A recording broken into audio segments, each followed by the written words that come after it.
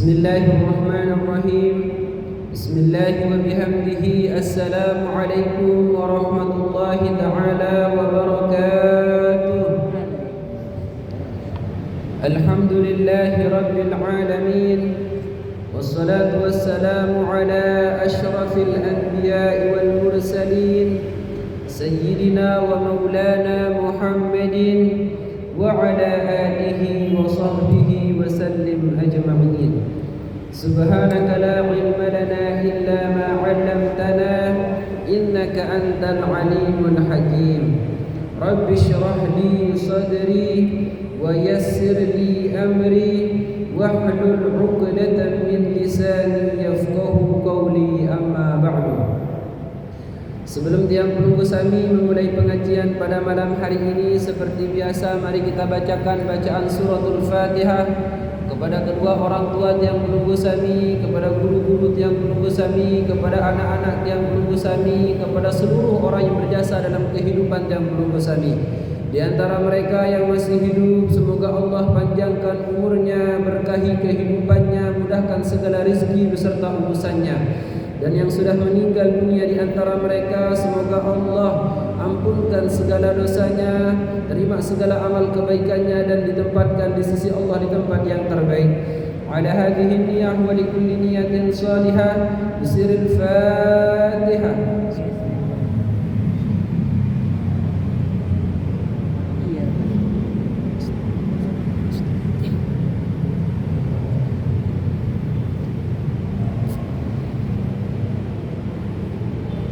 Yang lupa mungkin membaca niat i'tikaf, mari kita berniat untuk beriktikaf di masjid ini.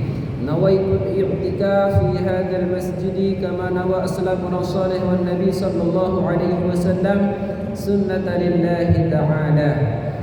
Alhamdulillah, segala bentuk pujian dan syukur terus kita berusaha untuk mengucapkannya, karena hanya Allah Subhanahu wa taala adalah zat yang pantas untuk menerima segala bentuk pujian tersebut. Alhamdulillah, segala puji bagi Allah Subhanahu wa taala yang telah memberikan tiang penunggu sami sebuah kesempatan yang begitu besar, sebuah hidayah yang masih terparti dalam kehidupan tiang penunggu sami. Mustahil Bapak Ibu jamaah yang dimuliakan Allah, yang penunggu sami mampu hadir di tempat yang mulia ini, mampu bertahan di tempat yang mulia ini, kalau itu semua tidak ada hidayah dari Allah Subhanahu. Maka untuk itu terus kita memupuk dan menjaga hidayah ini supaya terus banyak dan berkembang. Tidak hanya tumbuh besar dalam diri tiang penunggu sami, harapannya kemudian hidayah tersebut bisa tiang penunggu tularkan dalam keluarga kecil tiang penunggu sami, bisa tertularkan kepada orang-orang yang menjadi tetangga tiang penunggu sami. Bahkan harapan besarnya, tidaklah kemudian mereka orang-orang tersebut melihat kita, kecuali mereka kemudian akan mengingat Allah berkat hidayah yang terpancar dari diri tiang penunggu sami. Amin ya rabbal alamin. Kedua kalinya salawat beserta salam tak lupa pula kita haturkan dan layangkan kepada junjungan kita Nabi besar Muhammad sallallahu alaihi wasallam dengan ucapan Allahumma salli ala sayyidina Muhammad wa ala ali sayyidina Muhammad. Bapak Ibu jamaah kaum muslimin yang dimuliakan Allah Subhanahu wa taala, di malam kemarin kita sudah membahas ada 10 golongan yang dimana 10 golongan tersebut sangat dimurkai kehidupannya oleh Allah Subhanahu wa taala. Golongan pertama kita sudah bahas kemarin, perkataan Al-Imam An-Nawawi yang sangat dibenci dan dimurkai Allah adalah mereka orang-orang yang pelit, yang mereka tersebut berasal dari orang-orang yang kaya. Kedua, kata Al-Imam An-Nawawi, mereka adalah golongan yang dimurkai oleh Allah di dunia ini adalah orang-orang yang sombong dan miskin. Dan yang ketiga kemarin kita sudah bahas juga, orang yang dimurkai Allah Subhanahu wa taala adalah mereka para ulama-ulama yang rakus. Sekarang kita akan melanjutkan kemudian di mana Al-Imam An-Nawawi mengatakan qala al-musannif rahimahullahu taala wa nafa'ana bihi wa bi'ulumihi fid dharain amin. والرقم الرابع وقلة الحياء من النساء روي أنه صلى الله عليه وسلم قال من لم يكن له حياء فلا دين له ومن لم يكن له حياء في الدنيا لم يدخل الجنة رواه الديلمي. Golongan keempat kata Al-Imam An-Nawawi adalah mereka yang akan diberikan murka oleh Allah Subhanahu wa taala di dunia ini. Mereka adalah wanita-wanita yang hidupnya tidak punya malu.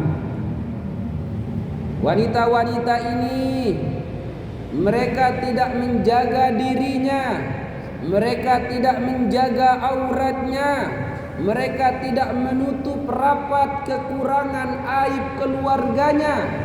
Mereka itu adalah orang-orang yang akan dimurkai oleh Allah Subhanahu wa taala. Sebagaimana yang dikatakan langsung oleh baginda Nabi di dalam hadisnya, Nabi Muhammad mengatakan man lam yakun lahu hayaun fala dina lahu. Barang siapa kata Nabi di antara perempuan-perempuan muslimah hidupnya tersebut tidak mempunyai rasa malu, maka tidak ada agama yang melekat dalam dirinya.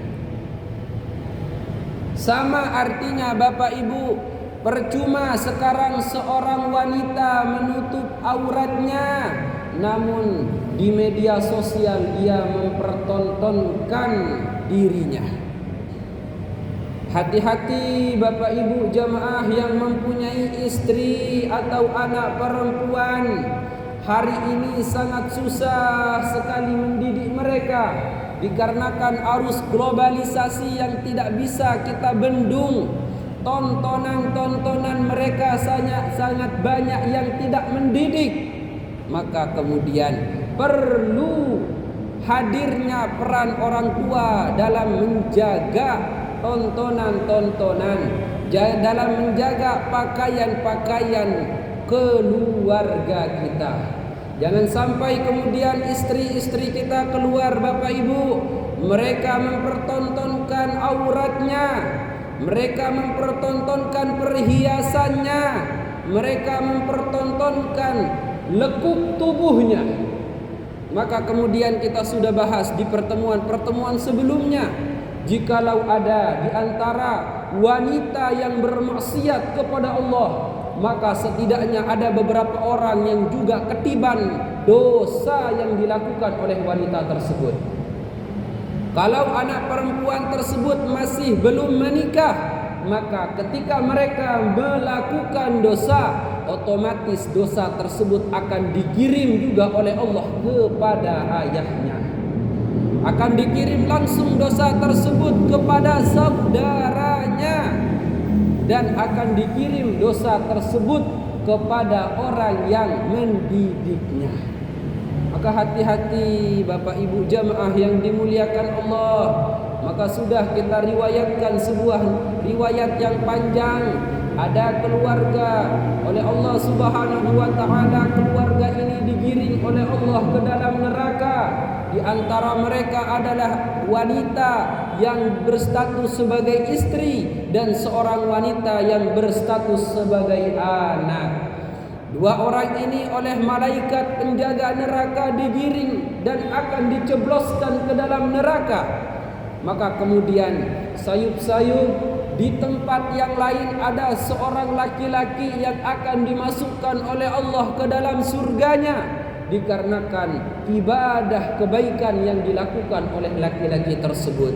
Namun kemudian dua orang perempuan yang hendak diseret oleh Allah ke dalam neraka berteriak kepada Allah, "Ya Allah, jangan kamu masukkan fulan tersebut ke dalam surga.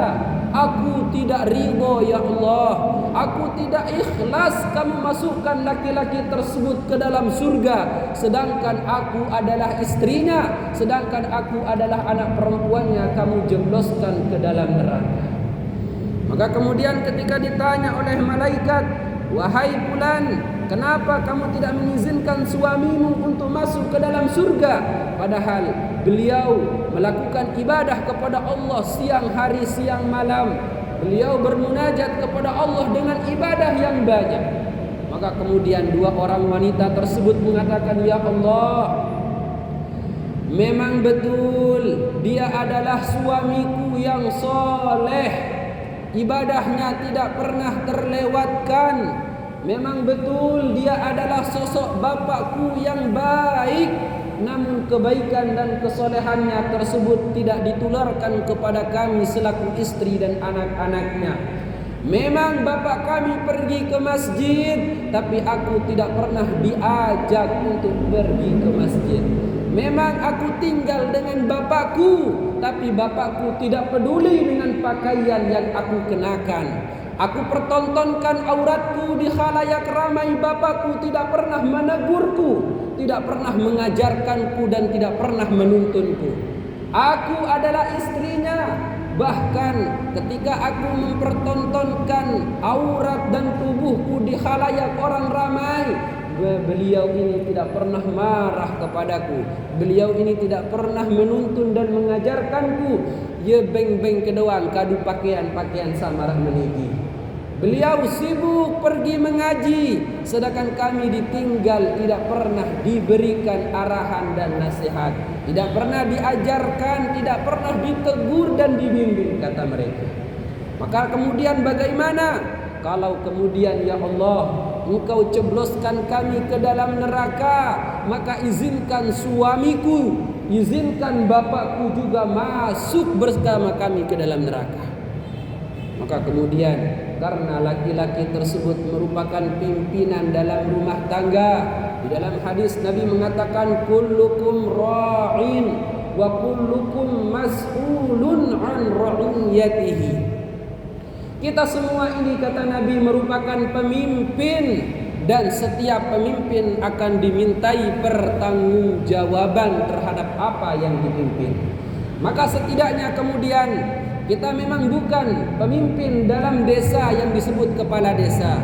Kita memang bukan seorang pemimpin kecamatan yang disebut kepala pak camat atau gubernur, bupati ataupun presiden. Namun setidaknya kita adalah pemimpin dalam bingkai rumah tangga kita. Kita laki-laki adalah pemimpin untuk istri dan anak kita, yang tentu kalau kemudian rakyat-rakyat kita tidak pernah kita gubris dan tidak kita pedulikan, maka kemudian pemimpin tersebut pun akan dijebloskan bersama rakyat tersebut. Di mana tempatnya rakyat tersebut akan diazab oleh Allah. Maka itu kemudian bapak-bapak, ibu-ibu, jamaah kaum muslimin yang dimuliakan Allah Subhanahu wa ta'ala, yang namanya wanita ini merupakan makhluknya Allah yang luar biasa. Kodratnya itu memang memiliki rasa malu yang tinggi. Maka kemudian kata Nabi, ketika rasa malu itu sudah hilang dalam diri perempuan, maka sudah tidak ada agama yang melekat dalam dirinya. Bagaimanapun pakaiannya, bagaimanapun ilmunya, bagaimanapun alimnya perempuan, kalau sudah tidak punya malu, maka tidak punya agama perempuan tersebut.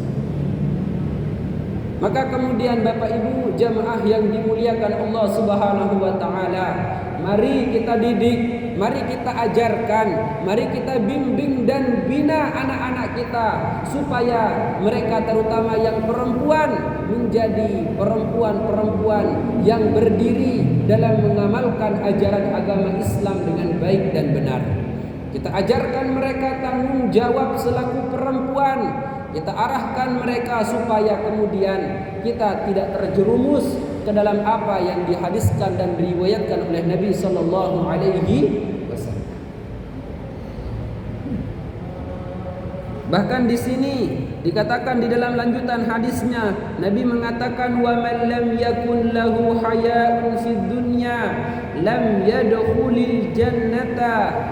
Dan barang siapa yang tidak mempunyai rasa malu di dunia ini, rasa malu tersebut sudah hilang, maka Allah tidak akan pernah memasukkannya ke dalam surga. Bapak-bapak, ibu-ibu, jamaah kaum muslimin yang dimuliakan Allah Subhanahu wa taala. Di akhir zaman banyak sekali laki-laki tersebut terkena penyakit namanya dayush. Apa itu penyakit yang namanya dayush? Penyakit tersebut adalah seorang laki-laki, seorang suami tidak mempunyai rasa malu sedikit pun, tidak mempunyai rasa cemburu sedikit pun. Wanitanya, istrinya, anaknya itu keluar rumah mengumbar aurat. Istri dan anaknya dibonceng oleh orang lain, istrinya dinikmati oleh orang lain, anaknya pacaran. Itu bapak-bapak, ibu-ibu, dosa banden kanak nina sak beraya niki selama statusnya masih pacaran sebelum menikah, maka selama itu pula ngelek ruan dosa bapak ibu yang pelungguh maut endah dosa niki. Di dalam Al-Quran jelas Allah mengatakan, wala taqrabuz zina innahu kana fahishatan wa sa'a sabila. Janganlah kalian mendekati perbuatan zina. Sesungguhnya zina tersebut merupakan perbuatan yang keji. Maka kemudian Al-Quran mengatakan jangan dekati zina. Allah tidak mengatakan jangan berzina. Artinya apa Bapak Ibu? Dekat-dekat saja dengan zina sudah tidak boleh, apalagi seseorang tersebut terjerumus ke dalam zina. Maka pertanyaannya kemudian, apa perkara yang mendekatkan seseorang kepada zina? Tentu kemudian tontonannya harus kita jaga. Tentu kemudian gaya hidupnya harus kita terlibat di dalamnya.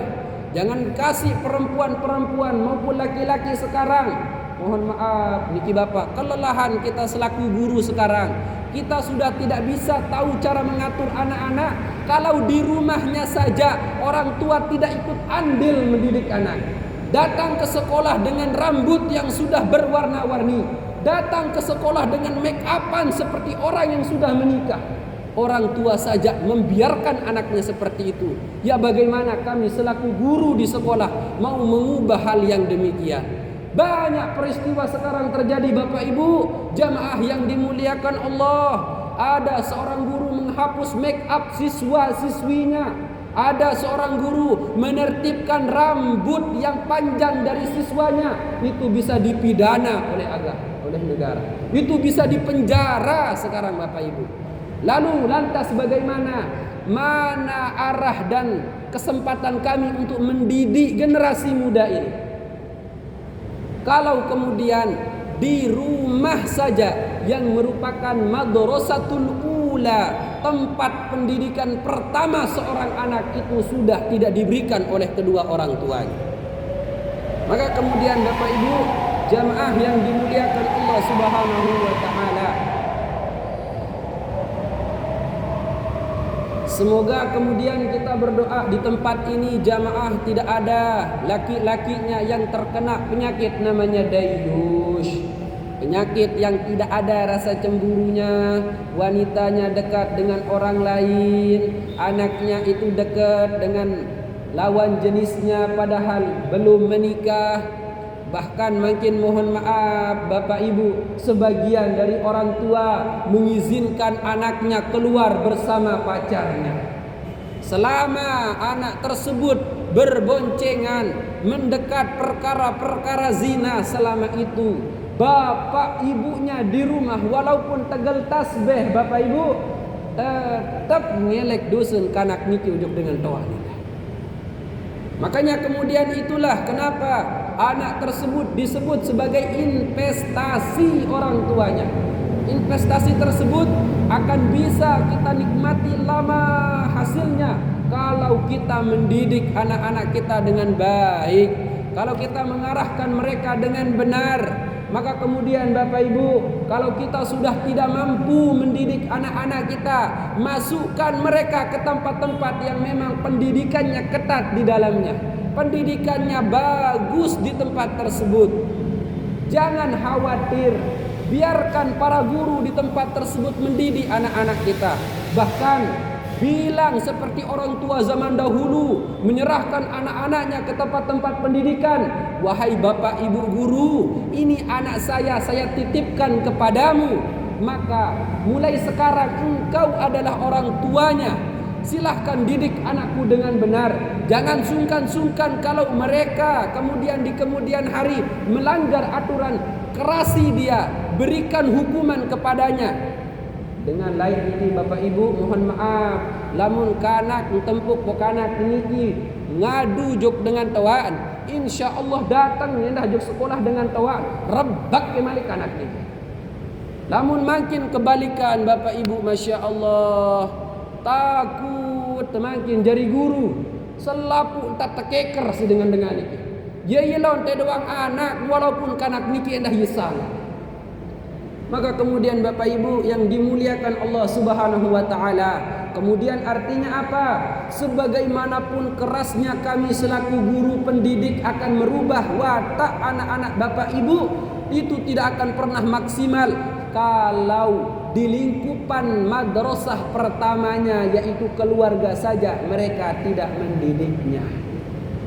Maka mari kemudian kita kerjasama Bapak Ibu, kita bareng-bareng mendidiknya. Yang namanya manusia ini dididik bukan sehari dua hari, bukan setahun dua tahun, panjang proses didikannya, sehingga kemudian menghasilkan sebuah karakter yang kuat, sebuah disiplin, etika moral yang bagus untuk generasi selanjutnya. Jangan sampai kemudian yang hanya kita pikirkan dari diri anak-anak kita sekarang adalah yang penting mereka sekolah, yang penting mereka itu berangkat ke sekolah, padahal kita tidak tahu. Sering dan banyak kita temukan sekarang memang dari rumah mereka sekolah, namun sampai entah tidak menuju ke sekolahannya. Maka kemudian itulah peran penting kedua orang tua dalam memantau tumbuh kembang anak didiknya. Jangan sampai kemudian kita akan dituntut di hadapan Allah oleh anak-anak kita karena kita lalai dalam melihat tumbuh kembang perkembangan anak kita Bapak Ibu yang dimuliakan Allah Subhanahu wa taala. Karena kalau sudah perempuan dan orang-orang yang hidup sebagai muslimah hari ini tidak punya malu, maka itu merupakan ciri orang-orang yang hidup di dunia ini dimurkai Allah Subhanahu wa taala. Kemudian selanjutnya yang kelima kata Al-Imam An-Nawawi Al-Bantani, yang merupakan golongan orang-orang yang akan mendapatkan murka Allah Subhanahu wa taala. Di sini Al-Imam An-Nawawi mengatakan wa hubbud dunya minasyuyukh. Qala Abu Bakr Al-Maraghi al-aqilu man dabbara amra dunya bil qana'ati wat taswif wa amrul akhirati bil hirsi wat ta'jil wa amrud dini bil ilmi wal ijtihad. Selanjutnya kata beliau Al-Imam An-Nawawi Al-Bantani memberikan kita sebuah arahan dan nasihat Bapak Ibu, bahwasanya yang termasuk orang-orang golongan yang dimurkai kehidupannya oleh Allah adalah mereka yang cinta sekali kepada dunia dan mereka berasal dari golongan orang-orang yang tua. Lamun ara dengan seken toa seken genem pete harta benda, lamun toa niki dan ini wah puas pete harta benda niki tanda Bapak Ibu, tanda mereka itu mendapatkan murka dari Allah Subhanahu. Disebutkan oleh Al-Imam Abu Bakar Al-Maraghi, salah satu pengarang kitab At-Tafsir Al-Maraghi, beliau mengatakan al-aqilu, orang-orang yang berakal, kata beliau, mereka adalah man dabbara amra dunya bil qanaati wat taswif. Mereka adalah orang-orang yang mengatur, memanage perkara-perkara dunianya dengan qanaah, dengan sifat yang tidak terlalu terobsesi, dengan sifat yang tidak terlalu ambisi terhadap perkara dunia. Orang-orang yang berakal itu dalam perkara dunia dia itu qanaah. Kalau sudah berusaha, kalau sudah kemudian menjalankan prosesnya, maka kemudian sisanya kita serahkan kepada Allah Subhanahu wa ta'ala. Karena orang-orang yang berakal tahu dan paham, Bapak Ibu, dunia ini bukan tempat kita itu membangun istana.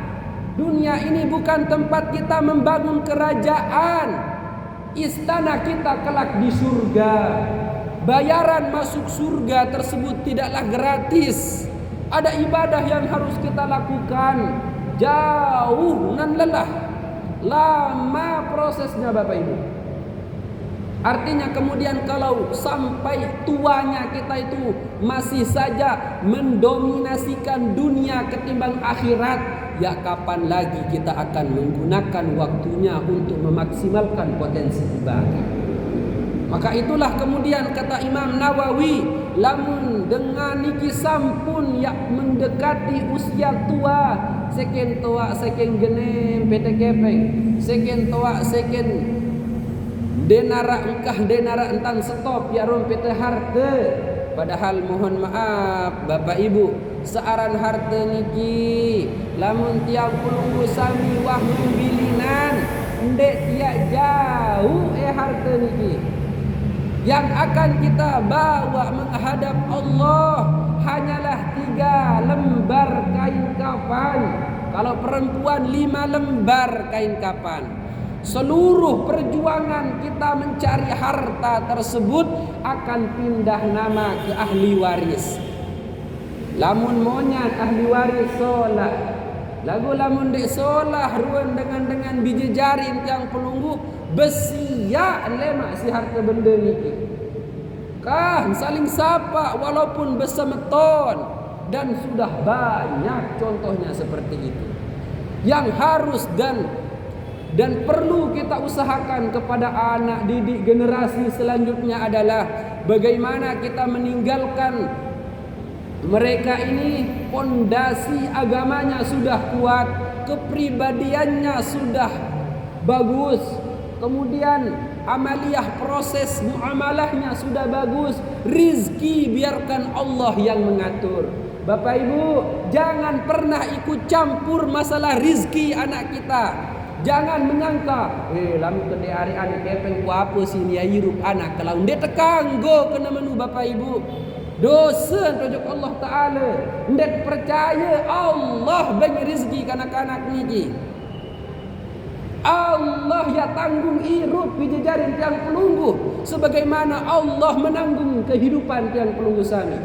Yang harus kita wariskan kepada mereka adalah ilmu, amal, takwa, sebagaimana warisan para nabi. Nabi itu tidak mewariskan kepada generasi anak-anaknya harta dinar dirham, tetapi para nabi mewariskan kepada generasi keturunannya itu adalah ilmu yang senantiasa mendekatkan mereka kepada Allah Subhanahu wa ta'ala. Makanya kemudian para nabi niki dijelaskan dalam kitab-kitab yang sahih.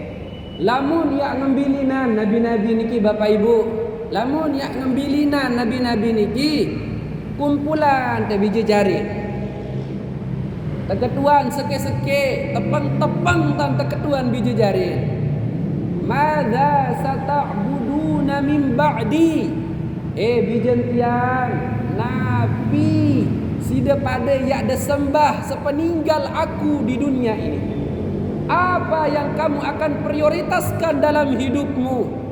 Apa tujuan hidupmu? Maka kemudian Ketika itu ditanyakan kepada anak-anak para nabi, maka mereka mengatakan, ya abati, wahai bapakku, sesungguhnya kami akan menyembah Allah sepeninggalmu. Kami jadikan Allah sebagai tujuan kehidupan kami, Allah sebagai prioritas hidup kita. Lamun wah menu bahasa jawaban bijejarin tenang niki ngembilina. Jangan sampai kemudian tua kita bapak ibu yang namanya umur dikit tidak bisa bohong. Lamun tua sekejelo ndak diculuk perayaan ruan ulang tahun. Tapi bersedihlah karena semakin tahun umur kita semakin pendek, kesempatan hidup kita semakin kecil. Justru yang kita lakukan, maka dicontohkan oleh Nabi Muhammad. Itulah kenapa Nabi Muhammad ketika ditanya oleh para sahabat, ya Rasulullah, kenapa engkau berpuasa di hari Senin? Apa kata Nabi Muhammad? Hari Senin tersebut merupakan hari kelahiran. Maka Bapak Ibu jamaah yang dimuliakan Allah, hari ini kita mendengarkan Al-Imam An-Nawawi mengatakan, orang kelompok yang dimurkai Allah adalah mereka orang tua yang masih genem bete dunia. Silahkan cari dunia, kata Al-Imam Al-Maraghi niki. Dengan catatan cari dunia tersebut dengan qanaati wat taswif. Dengan qanaah dan penuh sikap kehati-hatian. Jangan sampai kemudian kita para lelaki yang merupakan pemimpin dalam rumah tangga kita membawa ke dalam tengah-tengah keluarga kita ada harta yang syubhat, ada harta yang haram. Kita kasih makan istri kita kasih makan anak-anak kita dengan perkara-perkara yang tersebut, maka Bapak Ibu yang dimuliakan Allah, itu yang menjadikan mereka malas beribadah, itu yang menjadikan hidayah di dalam hatinya semakin hari semakin redup, yang tidak menutup kemungkinan kalau terlampau banyak sudah harta yang haram mereka makan, hidayah tersebut Allah akan cabut. Sehingga yang terjadi, walaupun kemudian mereka hidup di tengah para ulama, walaupun mereka hidup di sebuah kota yang terkenal dengan kota santri yang penuh dengan nilai keislaman, mereka sama sekali tidak punya hati untuk tergerak ibadah kepada Allah. Maka hati-hati Bapak Ibu jamaah yang dimuliakan Allah Subhanahu wa taala. Kemudian di sini Al-Imam An-Nawawi mengatakan, hendaklah kemudian semakin tua umur tiang pelungguh niki, mari kita menjadikan wa amrul akhirati bil hirsi wat ta'jil. Mari kita jadikan perkara-perkara akhirat kita itu dengan cepat dan tergesa-gesa.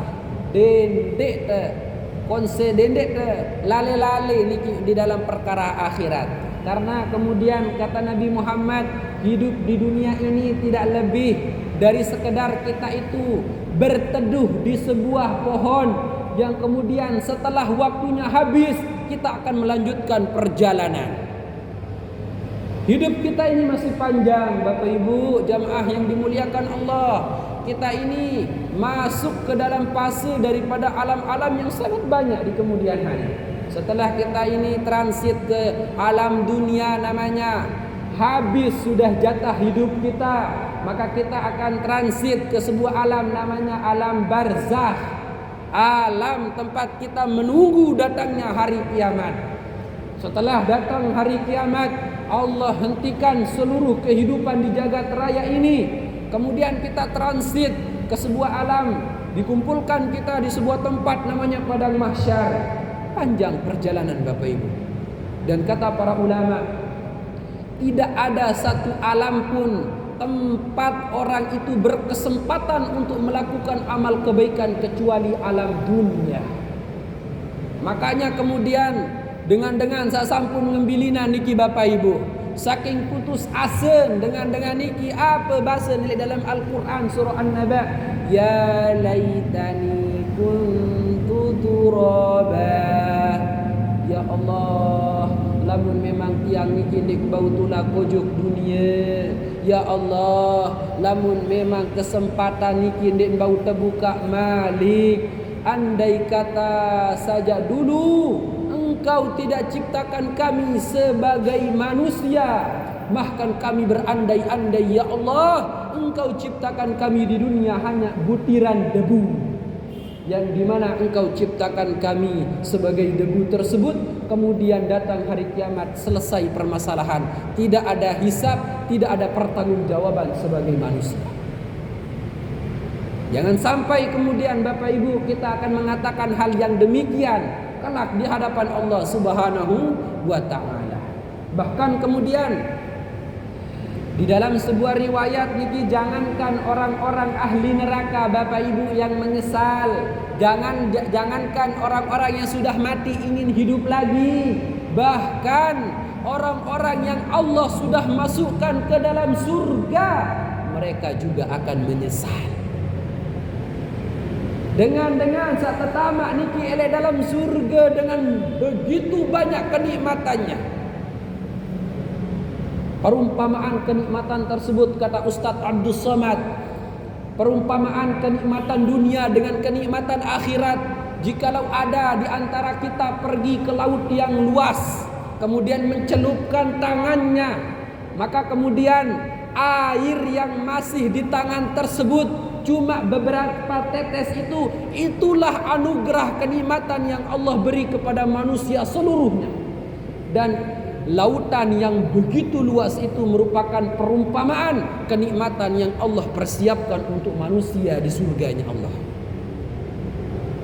Makanya salah ke Bapak Ibu, lamun temele bermain-maian oleh dunia niki, salah ke Bapak Ibu, dia narak mai oleh dunia niki. Enggak, mai pengingat dengan doa. Lamun tertawa mohon maaf, si mai irap jadi dengan bajang boleh. Lagu lamun dengan bajang Nabi ini, ya Allah si mai terjadi dengan toa. Kah tuah begawian jadi dengan toa. Kah tuah lelah PT kepeng mutuh toa.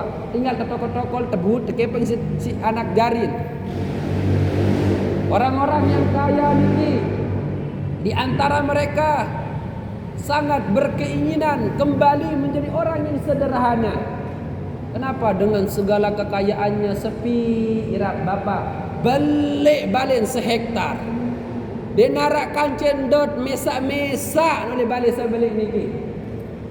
Melet marak dengan sandot oleh gubuk, menuntan rame, menuntan ponok kancen, menuntan berjamaah. Dengan oleh gubuk melet nirup oleh kota balik-balik sabalik. Makanya kemudian enak tersebut kelihatannya saja pada orang. Sampun isen ni gigi? Sampun isen? Dek mana isen?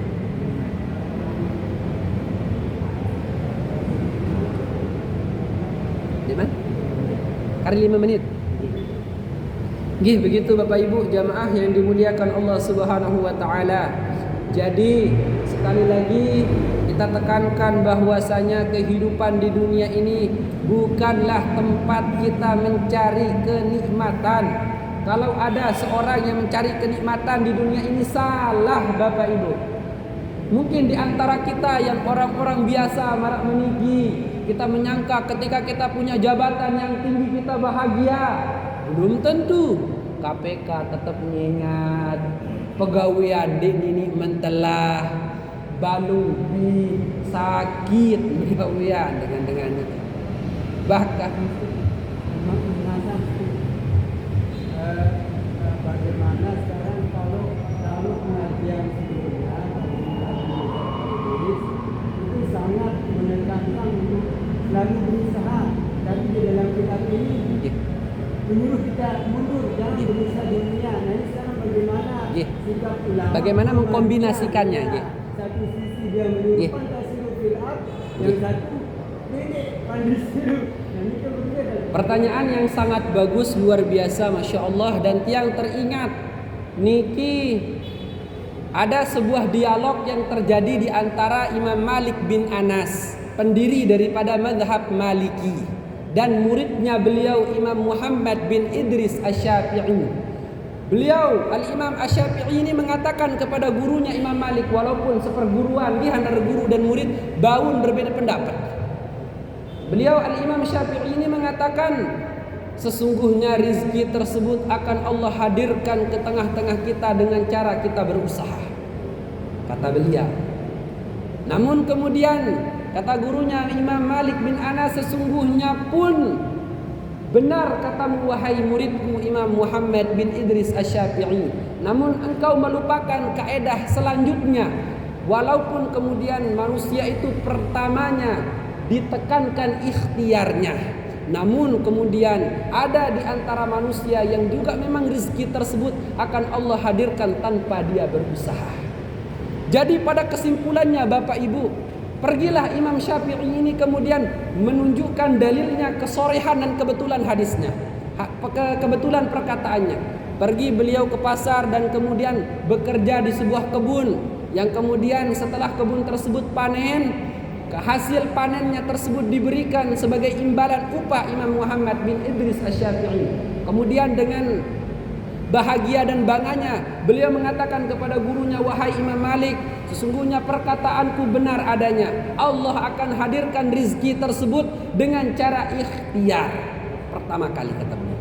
Kemudian lantas kurma yang beliau bawa sebagai upahnya tersebut dihadiahkan kepada Imam Malik bin Anas. Seraya kemudian gurunya beliau pun Imam Malik mengatakan, betul kataku juga wahai Muhammad bin Idris, sesungguhnya aku dari tadi pagi, siang sampai sore ini tidak pernah meninggalkan rumah karena aku sibuk mengajar orang-orang yang datang ke rumahku. Tapi Allah pun tetap hadirkan rizki lewat jalannya sendiri.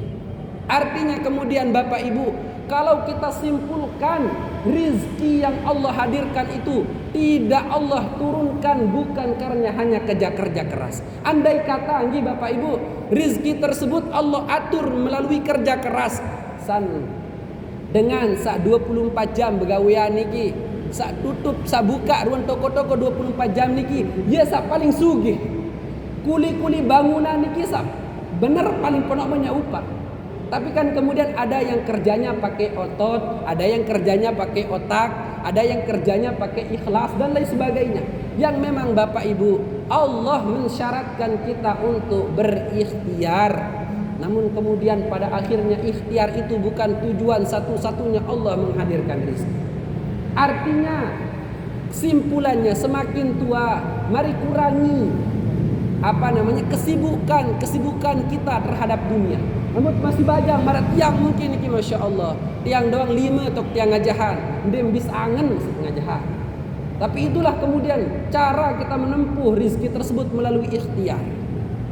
Artinya kemudian supaya kita tidak tergolong orang yang mendapatkan murka Allah semakin tua, semakin genem pete kepeng sampai ngembilinan baru sadar.